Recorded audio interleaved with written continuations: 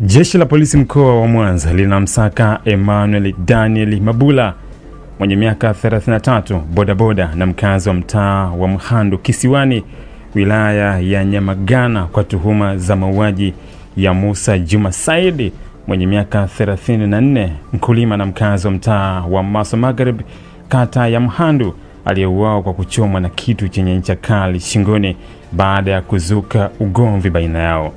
Ni kwamba Oktoba 19 mwaka 2029 majira ya saa 1 jioni huko mtaa wa Mhandu Kisiwani kata ya Mhandu wilaya ya Nyamagana, Musa Juma Said alifariki dunia baada ya kuchomwa na kipande cha chupa chenye ncha kali na mtumiwa Emmanuel Daniel baada ya kuibuka mzozo uliotokana na ushabiki wa mpira uliohusisha timu ya Simba na Yanga.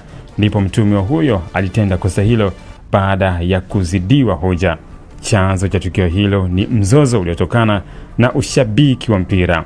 Mwili wa marehemu Musa Juma Said umefanywa uchunguzi wa kitaalamu na kukabidhiwa kwa ndugu kwa taratibu za mazishi. Jeshi la polisi mkoa wa Mwanza linatoa wito kwa wananchi wote kushirikiana na kutoa taarifa sahihi zitakazosaidia kumkamata mtumiwa aliyehusika na mauaji kisha kutoroka.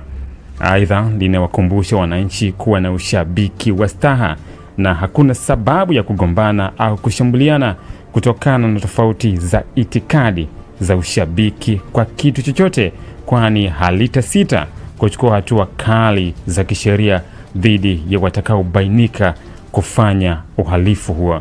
Imetolewa na kamanda wa polisi mkoa wa Mwanza Oktoba 21 mwaka 2025.